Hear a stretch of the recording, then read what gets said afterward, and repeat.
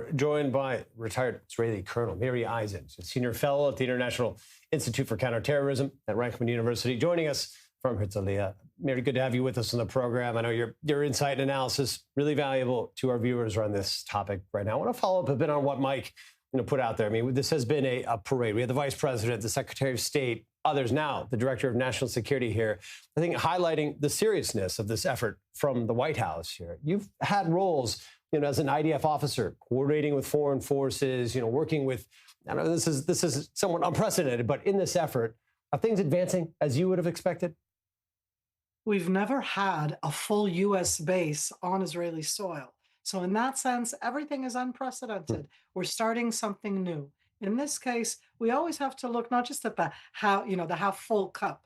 We have right now U.S. presence. As mentioned before, there's 16 other countries that are in that room that are trying to add in their own. From my point of view, this is a good thing. I don't think that the Gaza Strip should be an Israeli problem. It should be a world problem. And we want to address it. We want to go at it. And what we want to do is both address the 2 million people there. And of course, from the Israeli perspective, address the threats, address Hamas, and certainly get back our 8 hostages. When you have more people in the room, David, you actually can have more benefits. The fact that they're here in Israel, it's not that they're sitting and doing this from Europe, or for that matter, they could have done this from Egypt. They're doing it from Israel. They're very close to the Gaza border. Kiryat Gat is, 15 miles away, maybe 20 from the Gaza Strip. People don't realize how close everything is right here. So I really do see this as something that we're advancing. Our way to talk with the Americans is something that has been excellent throughout this war,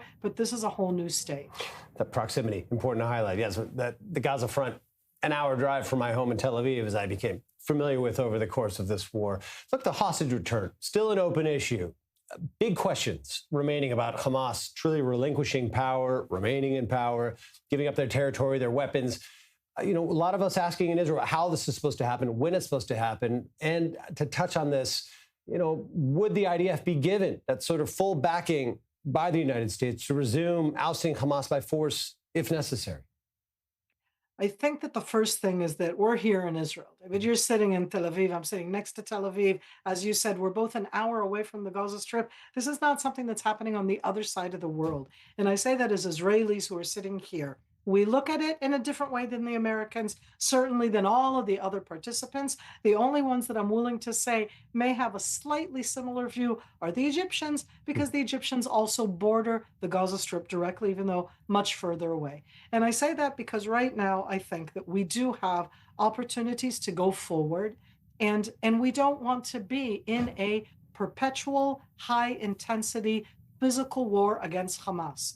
The 2 million people there, they deserve a different future challenged by Hamas. And I'm not here right now to talk about their wonderful future. It's about how do we arrive at a place where we're not in a high-intensity war, where the Gaza Strip is something that is run and not run by Hamas. For that, we need the international organizations, or in that case, the United States in the backing.